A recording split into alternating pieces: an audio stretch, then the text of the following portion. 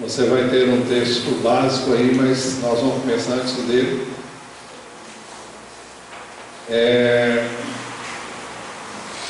Samuel, a maior parte dos irmãos sabe, foi filho de Eucana e de Ana. Os irmãos sabem que Ana era estéril e ela pediu um filho ao Senhor e prometeu que se o Senhor lhe desse, ela daria esse filho, o dedicaria ao Senhor. E ela o fez. Quando ele foi desmamado, ele foi trazido e dedicado para servir ao Senhor como sacerdote, junto a Eli, que era o sacerdote, o sumo sacerdote naquela época. Samuel cresceu e foi confirmado pelo Senhor como sacerdote, como profeta e como juiz em Israel. Quando Samuel ficou velho, o povo pediu para si um rei que liderasse o povo na guerra contra os seus inimigos. O Senhor ouviu o clamor do povo e escolheu Saul. Samuel o ungiu como rei de Israel.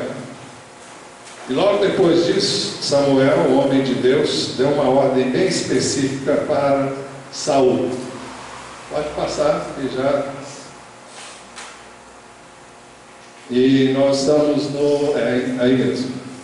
Então a ordem é a seguinte: assim que Samuel ungiu o rei sobre Israel, ele diz: vá na minha frente até Gilgal. Depois eu irei também para oferecer holocaustos e sacrifícios de comunhão. Mas você deve esperar 7 dias até que eu chegue e lhe diga o que fazer. Antes de cumprirem-se estes 7 dias, os filisteus se reuniram para lutar contra Israel. Em 1 Samuel 13, 5 a 7, nós lemos assim: os filisteus reuniram-se para lutar contra Israel, com 13.000 carros de guerra, 6.000 condutores de carros e tantos soldados quanto a areia da praia. Eles foram a Micmas, a leste de Bet-Aven, e lá acamparam. Quando os soldados de Israel viram que a situação era difícil, que o seu exército estava sendo muito pressionado, esconderam-se em cavernas e buracos, entre as rochas e em poços e cisternas. Alguns hebreus até atravessaram o Jordão para chegar à terra de Gade e de Gileade. Saul ficou em Gilgal, e os soldados que esperavam com ele tremiam de medo.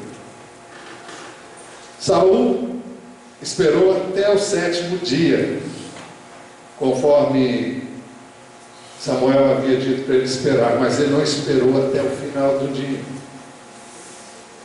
O texto diz que ele esperou 7 dias. Aí já é outro. Está certo. Ele esperou 7 dias, o prazo estabelecido por Samuel, mas este não chegou a Gilgal. E os soldados de Saul começaram a se dispersar. Então, pensando que Samuel não chegaria, pressionado pela ansiedade e pela incredulidade, Saul resolveu oferecer o holocausto que cabia a Samuel como sacerdote oferecer. O texto diz assim no verso 9: e ele ordenou: tragam-me o holocausto e o sacrifício de comunhão. Saul então ofereceu o holocausto. Saul não podia fazer isso, isso era uma atribuição de Samuel, que era sacerdote, e nenhuma outra pessoa poderia fazer de acordo com a lei. Assim que ele terminou de oferecê-lo, Samuel chegou. Quando terminou de oferecê-lo, Samuel chegou e foi saudá-lo. Samuel então lhe perguntou: o que você fez? Saul teve na ponta da língua uma boa razão para a sua desobediência.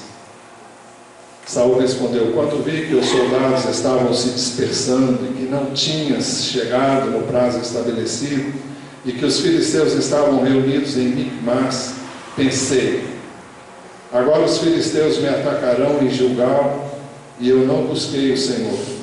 Por isso senti-me obrigado a oferecer o holocausto. nós sempre temos uma boa razão para descumprirmos uma ordem que nós recebemos de Deus e muitas vezes de quem representa Deus, de quem está em autoridade sobre nós. Nós sempre temos argumentos, nós sempre somos pressionados pelo inimigo, por medo, por constrangimentos os mais variados. Nós somos pressionados nas nossas emoções, nas nossas mentes e achamos que temos uma ideia melhor do que aquela que nos foi dada ou nos foi transmitida. Samuel fez Saul saber que havia agido como um tolo ao desobedecer a dupla ordem de Deus. 1 Samuel, disse Samuel, você agiu como um tolo, desobedecendo ao mandamento que o Senhor, o seu Deus, lhe deu.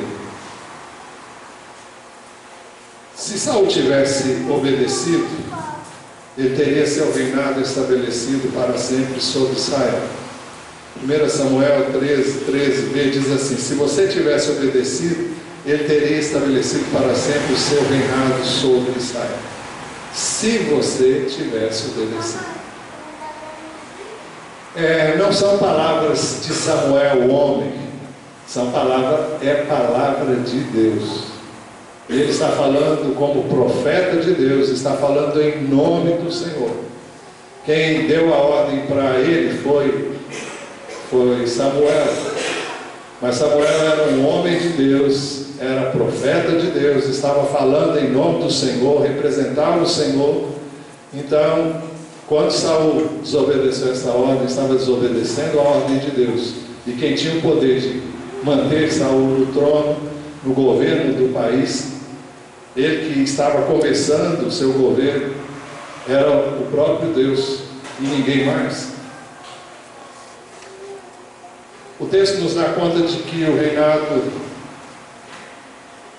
que não obstante, ou todavia, o seu reinado não seria perpetuado sobre Israel, antes o Senhor já escolheu outra pessoa. Versículo 14 diz assim: mas agora o seu reinado não permanecerá. O Senhor procurou um homem segundo o seu coração e o designou líder do seu povo. Isso aconteceria por causa da desobediência de Saul. O texto continua dizendo: pois você não obedeceu ao mandamento do Senhor. Pois você não obedeceu ao mandamento do Senhor. Saul não poderia perpetuar-se. Alguém pode perguntar: como ele seria perpetuado? Ele não vive, ninguém vive para sempre. Mas depois dele, o Senhor elegeu e ungiu Davi. E Davi demorou bastante a ocupar essa posição. Mas a promessa que Deus fez a ele foi a ele e a sua descendência. E quando fez essa promessa, estava pensando inclusive em um descendente especial, que seria o Senhor Jesus, que veio da raiz e da linhagem de Davi. Então foi essa oportunidade que Saul perdeu, e esse propósito de Deus não pôde ser realizado na vida de Saul, não por causa de Deus, mas por causa de Saul. Muito bem. O Senhor disse: pois você não obedeceu ao mandamento. Aliás, Samuel disse: pois você não obedeceu ao mandamento do Senhor. Não obstante, Saul teria uma segunda chance de ouvir a mensagem de Deus e de obedecer. Então, nós entramos agora no capítulo 15. Samuel foi enviado pelo Senhor ao encontro de Saul com uma mensagem e uma missão. Samuel disse a Saul: eu sou aquele a quem o Senhor enviou para ungí-lo como rei de Israel, o povo dele. Por isso, escute agora a mensagem do Senhor. Vejam o destaque no final do verso 1. Por isso, escute agora a mensagem do Senhor. Atente bem para o que eu vou dizer, para que não houvesse nenhuma desculpa de não ter entendido, não ter compreendido o que seria dito. A mensagem e a missão consistiam na destruição dos amalequitas. Eu sei que hoje isso soa muito forte para nós. E para muitos talvez seja difícil entender que Deus destrua um povo inteiro. Pois saiba que Ele faz isso hoje também. Ele faz isso através de catástrofes, através de fenômenos os mais variados da natureza. Ele ainda faz isso hoje. E ao longo da história Ele sempre fez isso. Ele levantou civilizações e Ele derrubou civilizações. Muitas vezes, quando os povos chegaram a um ponto crítico de promiscuidade, de devassidão, de pecado, Deus determinou a destruição desse povo através de outros povos que Ele levantou, que guerrearam contra estes povos e os destruíram. E assim foi ao longo da história. Está aí a irmã Alice Maria, que é professora de história e pode validar o que eu estou dizendo. Pode, Alice? Hein? Bom, então a mensagem e a missão consistia na destruição dos amalequitas. E havia também uma razão para isso. O texto diz assim: assim diz o Senhor dos Exércitos, castigarei os amalequitas pelo que fizeram a Israel, atacando quando saía do Egito. Agora vão, ataquem os amalequitas e consagrem ao Senhor para a destruição tudo que lhes pertence. Não os poupem, matem homens, mulheres, crianças, recém-nascidos, bois, ovelhas, camelos e jumentos. Não cabe a mim nem a você discutir com Deus o porquê de fazer isso. Eu tenho cá com os meus botões uma explicação para isso. No contexto do Velho Testamento, não havia novo nascimento, não havia regeneração, não havia mudança de mente. Então, a única maneira de acabar com uma cultura idólatra, perversa e má, era a destruição total. E era assim que Deus agia e agiu em todo o tempo do Velho Testamento. O Senhor havia determinado isso também pela boca de Moisés. Deuteronômio 25, 17, 19 está registrado assim: lembrem-se do que os amalequitas lhes fizeram no caminho quando vocês saíram do Egito. Quando vocês estavam cansados e exaustos, eles se encontraram com vocês no caminho, eliminaram todos que ficaram para trás, não tiveram temor de Deus. Quando o Senhor, o seu Deus, der a vocês o descanso de todos os inimigos ao seu redor, na terra que Ele lhes dá para dela tomarem posse como herança, vocês farão que os amalequitas sejam esquecidos debaixo do céu. Não se esqueçam. E serem esquecidos significa que ninguém ia mais se lembrar deles, pelo menos porque eles não existiriam mais. Por isso mesmo o Senhor determinou a Saul que dizimasse inteiramente Amaleque e tudo que ele possuía. O verso 3 diz assim: agora ataquem os amalequitas e consagrem ao Senhor para a destruição tudo que lhes pertence. Não os poupem, matem homens, mulheres, crianças, recém-nascidos, bois, ovelhas, camelos e jumentos.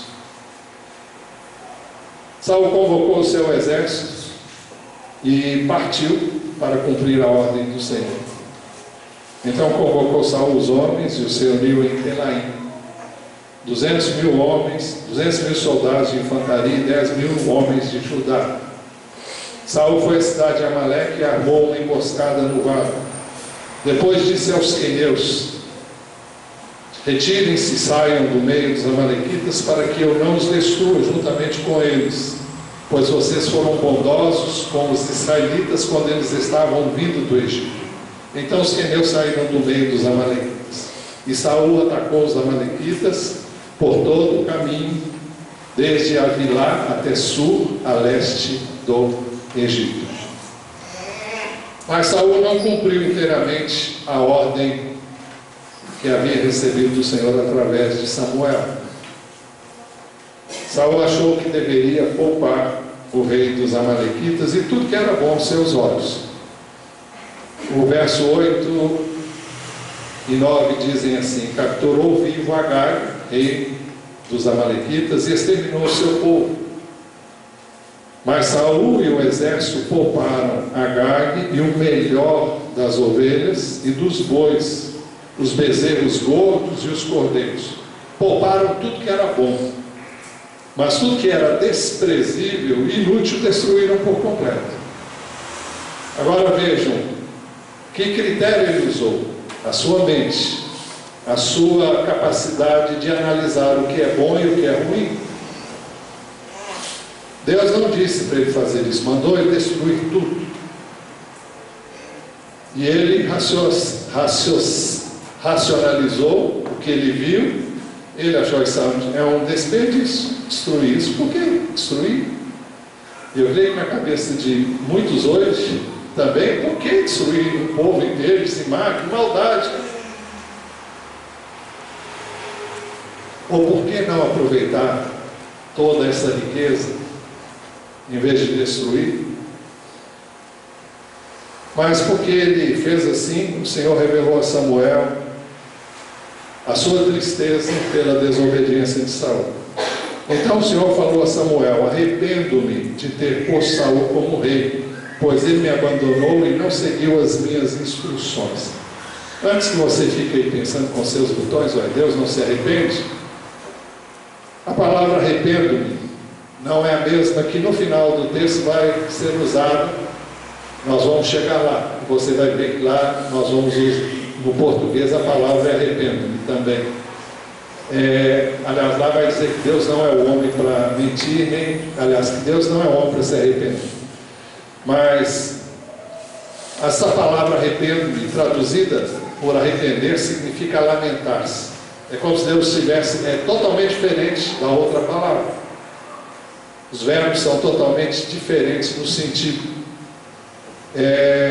Significa estou pesaroso. É quando há uma coisa que você não queria fazer, mas você vai ter que fazer. Mostra pesar, mostra tristeza.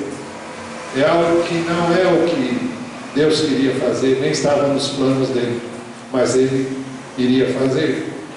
Então é esse sentido. Se fosse traduzido ao pé da letra, seria: lamento ter posto Saul como rei, pois ele me abandonou e não seguiu as minhas instruções. É triste, é pesaroso ver o que aconteceu. Samuel ficou muito irado com o que aconteceu e clamou ao Senhor dia, a noite toda. A palavra irado, ela tem razão de ser, mas literalmente significa que ele ficou inflamado. Eu creio que Samuel tinha toda a razão, e não mostra em nenhum momento que Samuel ficou irado com Saul, mas ficou irado com o fato de ter feito uma bobagem dessa. É quando você descobre que uma pessoa cometeu uma loucura e você fica realmente irado com o que aconteceu. E nada além disso é o que o texto está querendo dizer. E Samuel, depois de orar, e eu creio que ele orou a noite toda por Saul, que ele orou a noite toda pelo que havia acontecido, clamando a Deus por uma intervenção nessa situação toda. Samuel se levantou depois de orar a noite toda, de madrugada, para ir ao encontro de Saul. O verso 12 diz que ele fez isso. E quando Samuel chega, onde ele esperava encontrar Saul, Samuel foi informado que Saul tinha erguido um monumento em sua própria honra e que depois disso havia ido para Gilgal. O texto diz assim: mas lhe disseram: Saul foi para o Carmelo, onde ergueu um monumento em sua própria honra e depois foi para Gilgal. Observem o seguinte: esse homem que era tão humilde no início, quando ele foi ungido rei, um homem que no dia da sua apresentação ao povo como rei, ele se escondeu do povo, e ele foi procurado até que foi achado, ele estava escondido. E agora manda fazer um monumento em sua honra.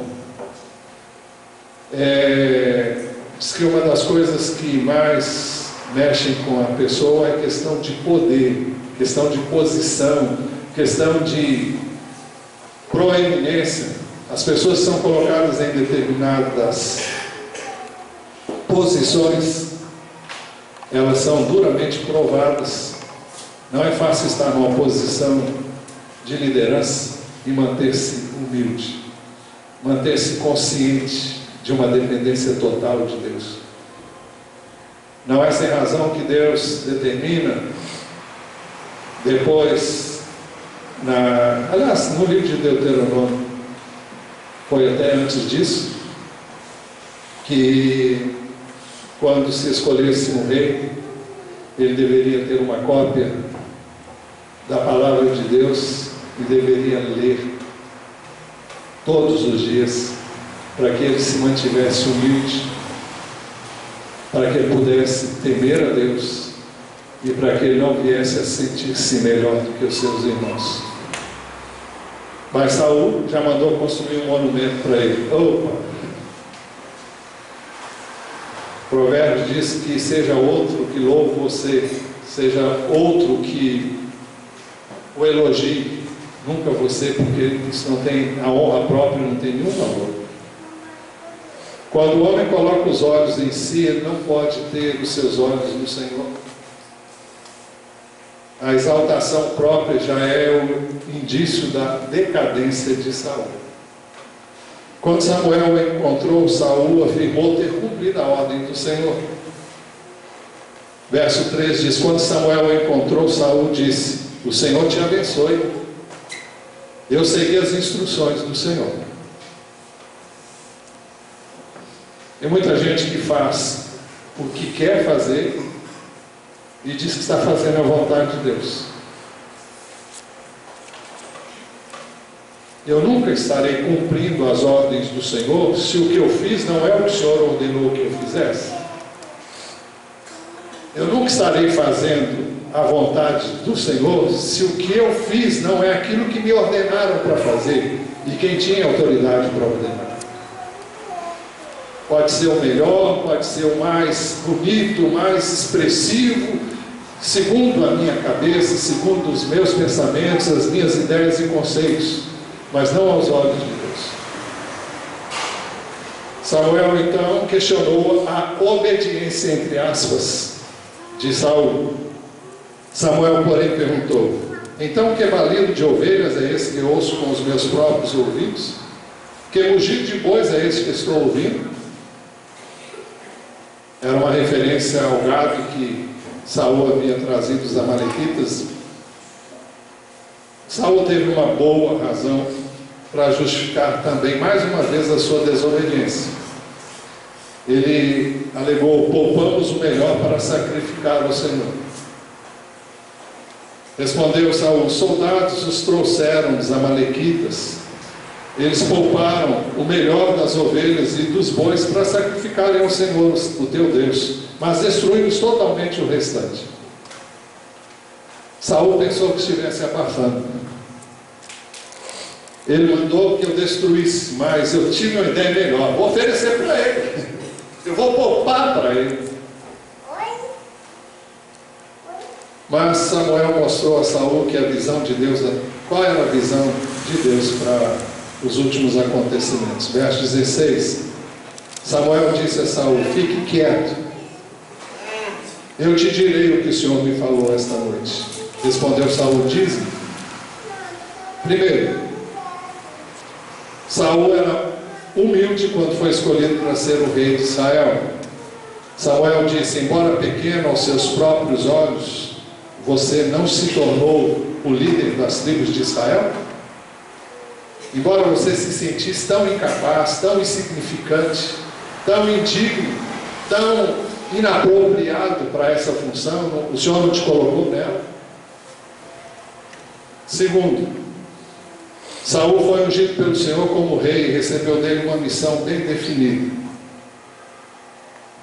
O verso 17b e 18 dizem assim: o Senhor o ungiu como rei sobre Israel e o enviou numa missão ordenando: vá e destrua completamente aquele povo ímpio, os amalequitas. Guerrei contra eles até que os tenha eliminado. Essa era a ordem. Terceiro, Saul desobedeceu e fez o que ele reprova. Por que você não obedeceu ao Senhor? Ele pergunta. Por que se lançou sobre os despojos e fez o que o Senhor reprova? Saul argumentou que havia obedecido a ordem do Senhor. Ele apenas trouxe Agag, quem sabe como um troféu para exibir, né? Era comum os reis trazerem os cativos. Eles vinham amarrados em correntes e cordas, uns enfileirados junto aos outros, e havia um verdadeiro desfile. Era o desfile dos vitoriosos sobre os derrotados, os vencidos. E talvez ele tivesse trazido Agag como um troféu para mostrar, está vendo? Ao rei deles aqui. Por isso ele disse: mas eu obedeci ao Senhor, cumpri a missão que o Senhor me designou. Trouxe Agag, o rei dos amalequitas, mas exterminei os amalequitas. Mas o Senhor mandou exterminar todo mundo, porque não exterminou Agag. Isso revela obstinação, teimosia, racionalização, autojustificação. Saul argumentou que permitiu que seus soldados poupassem o melhor do rebanho para sacrificar ao Senhor, como nós já lemos. Os soldados tomaram as ovelhas e bois do despojo, o melhor do que estava consagrado a Deus para destruição, a fim de o sacrificarem ao Senhor, o seu Deus, em Gilgal. Gilgal era o lugar onde se fazia o sacrifício. Mas Samuel resistiu aos argumentos de Saul, mostrando-lhe que, primeiro, obedecer a Deus é melhor do que sacrificar. E obedecer a Deus é melhor do que oferecer qualquer coisa para Deus. Obedecer a Deus é melhor do que serviço que você possa oferecer a Deus. Obedecer a Deus é melhor do que qualquer oração que você faça para Deus. Obedecer a Deus é melhor do que ler a Bíblia e não obedecer. Não estou dizendo que você não tem que orar e nem tem que ler a Bíblia, mas eu digo que você pode fazer tudo isso e não estar agradando a Deus. Você pode vir à igreja, cantar, louvar e não estar agradando a Deus.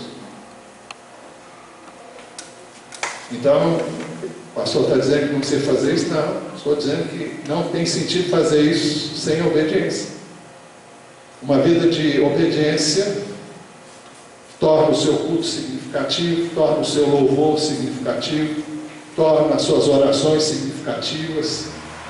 Tudo que você fizer vai ter significado, se você fizer tudo em obediência.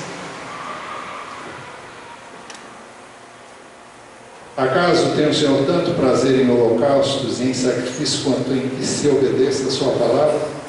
A obediência é melhor do que o sacrifício, e a submissão é melhor do que a gordura de carneiros. Então, Deus não se agrada tanto daquilo que a gente oferece a Ele. É por isso que, quando você traz seus dízimos e suas ofertas,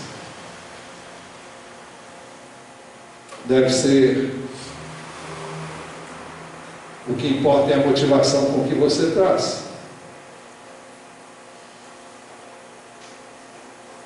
Aquele dinheiro tem que ter sido ganho honestamente. Não pode ser um dinheiro de falcatrua, de corrupção, de tramóias. É dinheiro ganho com o seu suor. É dinheiro ganho honestamente. É dinheiro ganho com a verdade, com honestidade.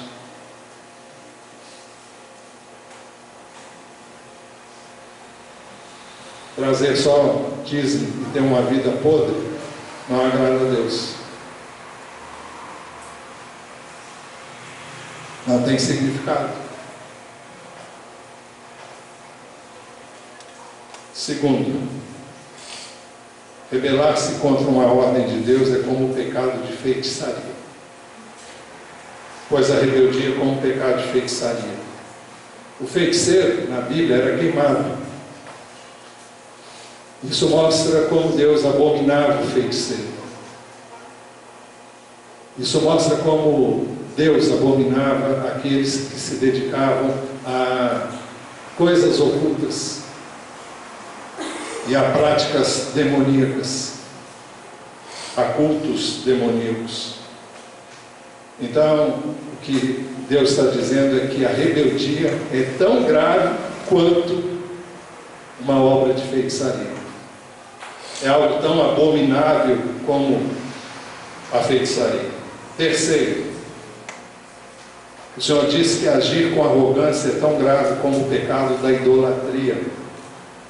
Por que arrogância? O que é arrogância? Arrogância é você pensar que sabe mais do que Deus, que a sua ideia é melhor do que o que Deus diz na palavra, que a sua ideia é melhor do que obedecer a quem Ele determinou que você obedecesse.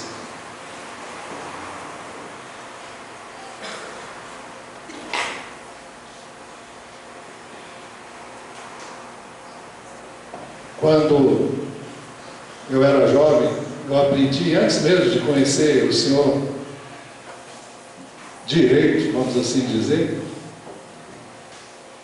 eu aprendi que no exército diz assim, ordens, quem pode completar? Não se discute, se cumpre. Quem sou eu, quem é você para discutir com Deus? Quem é você, quem sou eu para argumentarmos com Deus? Por que Ele age assim e não assim? Por que dessa maneira? Por que isso? Por que aquilo? A gente não discute, a gente simplesmente obedece. Então, a arrogância é você achar que você sabe mais do que Deus. Ah, mas eu nunca quis dizer isso, eu nunca disse isso, mas as suas ações mostram. Quando você passa na frente de Deus, quando você faz o que Deus diz para você não fazer, quando você não obedece a quem Ele colocou em posição de autoridade sobre você. Então a arrogância é como o mal da idolatria. E a idolatria era e é algo que Deus combate o tempo todo na Bíblia.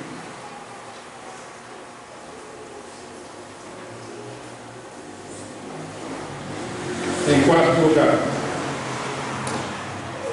líder que não se dispõe a obedecer não serve para liderar. Samuel disse para ele, assim como você rejeitou a palavra do Senhor, ele o rejeitou como rei. E o princípio é o seguinte, como é que Deus vai manter como rei uma pessoa que não obedece a Ele? O propósito de Deus ao colocar um rei é que o rei obedecesse a Ele, para que pudesse então guiar o seu povo. Então o líder tem que ser obediente a Deus, obediente às suas lideranças e àqueles a quem o Senhor ordena que nós obedeçamos. Seu pai, sua mãe, seu chefe, seu superior, seja quem for na sua vida, onde você estiver. Você tem que ser um exemplo de obediência onde você estiver.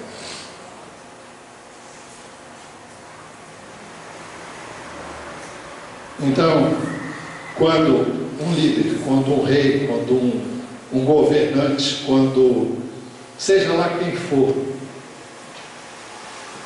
não se dispõe a obedecer, ele não serve para liderar, especialmente no contexto da igreja do Senhor.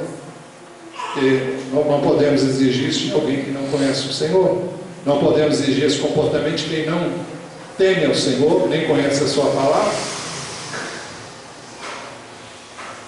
Saul teve uma segunda chance e ele não a aproveitou convenientemente. Saul finalmente reconheceu que havia pecado por fazer duas coisas. Primeiro, ele havia violado a ordem do Senhor. Pequei, disse Saul, violei a ordem do Senhor e as instruções que tu me deste. Aparentemente, nós diríamos, ele se arrependeu. A história prova que Saul nunca se arrependeu. Nem desses erros, nem de outros que ele cometeu.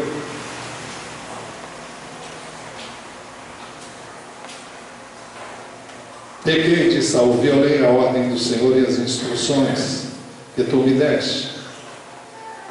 Pelo menos ele reconheceu que tinha pisado na bola. Segundo, ele violou a ordem do Senhor por temer os seus soldados. Tive medo dos soldados e os atendi. Ele quis agradar os soldados dele. E ele disse que teve medo deles. E talvez eles tenham pressionado, não, nós não vamos destruir isso não.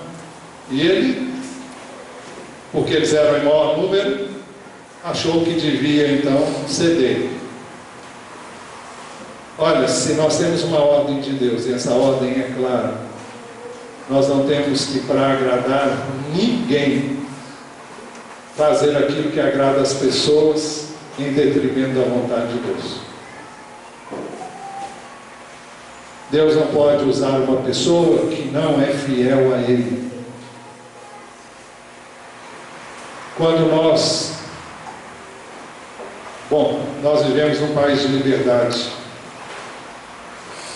Se vocês estiverem acompanhando pelos boletins, aliás, agora não tem mais, mas no boletim dominical anteriormente vinham sendo publicadas muitas experiências que eram relatadas pela missão Portas Abertas.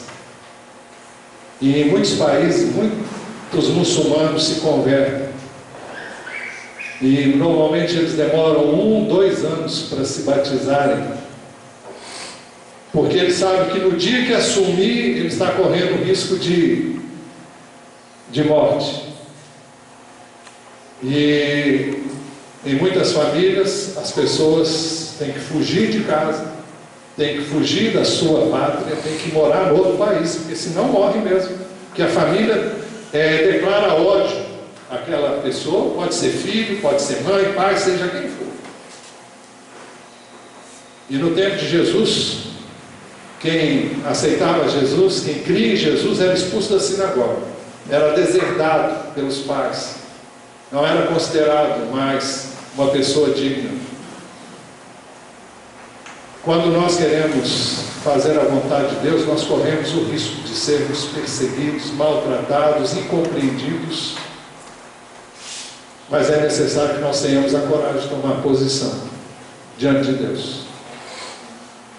Para obedecer a Deus, nós não podemos obedecer a Deus e aos homens, não podemos agradar a Deus e aos homens. Nós devemos agradar as pessoas naquilo que é bom para edificação, naquilo que é bom para um bom relacionamento, desde que isso não fira os princípios da palavra de Deus.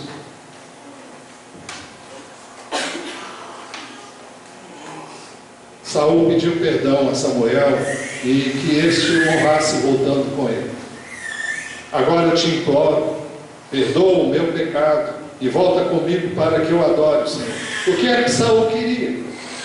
Que Samuel o prestigiasse, porque era assim que o sacerdote fazia, acompanhando o rei em ocasiões especiais. E Saul queria que Samuel fosse com ele, para que dessa forma ele fosse honrado. A preocupação de Saul, ele não estava preocupado, errei. Você se lembra que quando o seu filho Absalão usurpou o trono,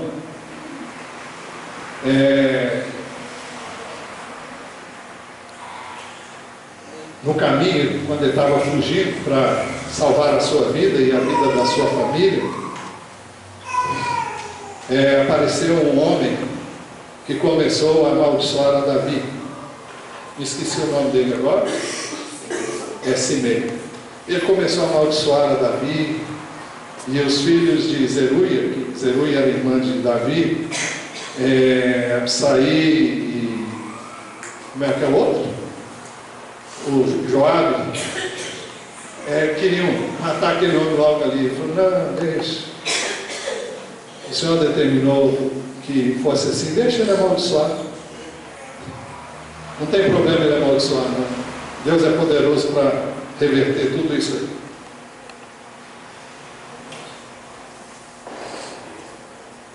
Saul pisou na bola.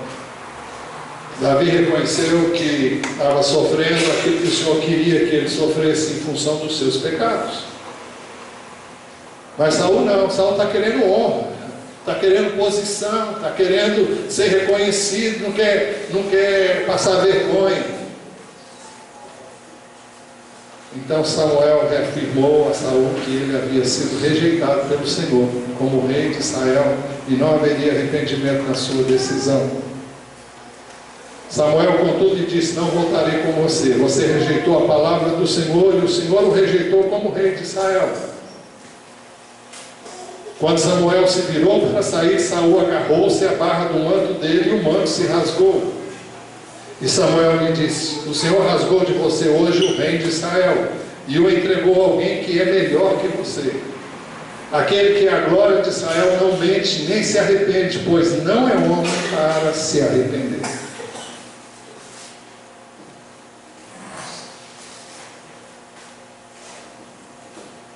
Saul insistiu para que Samuel fosse com ele para honrá-lo. Saul repetiu: pequei, agora honra-me perante as autoridades do meu povo e perante Israel. Volta comigo para que eu possa adorar o Senhor, o teu Deus. Samuel teve pena de Saul. E foi uma pena que não agradou a Deus, mas ele teve. E assim Samuel voltou com ele e Saul adorou o Senhor. No capítulo 16, verso 1, diz assim: o Senhor disse a Samuel: até quando você irá se entristecer por causa de Saul? Eu o rejeitei como rei de Israel. Conclusão: corremos hoje o perigo de tomarmos decisões por nós mesmos. É independência. Esse foi o pecado de Adão. E pecado não é fazer uma coisa exatamente errada, é má. Pecado é você viver do jeito que você acha que deve, fazer o que você acha que deve, do seu jeito, do seu modo.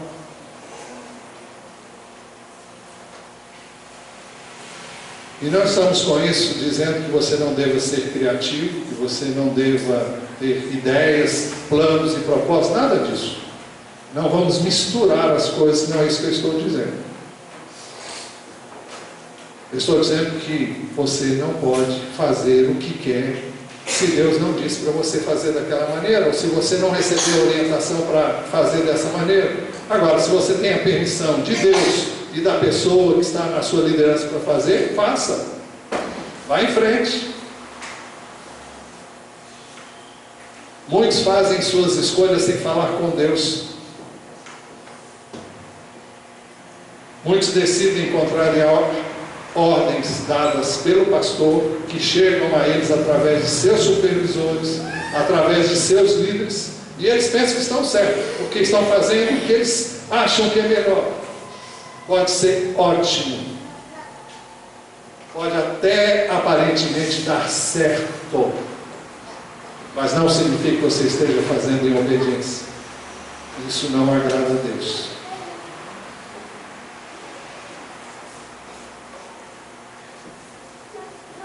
Muitos acham que precisam de autonomia, precisam de liberdade. Sim, se essa liberdade for dada a você, sim, mas se não foi, não use. Use na medida em que ela é dada. O que é dito para você fazer, faça exatamente como foi dito. Muitos tomam decisões sem consultar seus líderes, seus superiores, seus líderes. Isso revela soberba, revela arrogância, revela pretensiosidade. Muitos gostam de servir com independência e acham que são sábios. Muitos não estão nem aí para o que é pregado aqui. Entra-se por aqui e sai por aqui. A vida continua igual toda semana.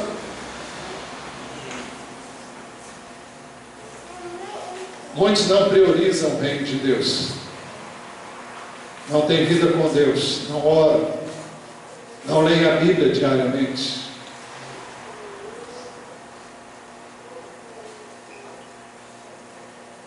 Nós somos uma igreja em células e todos sabem disso. E muitos não estão nem aí para isso.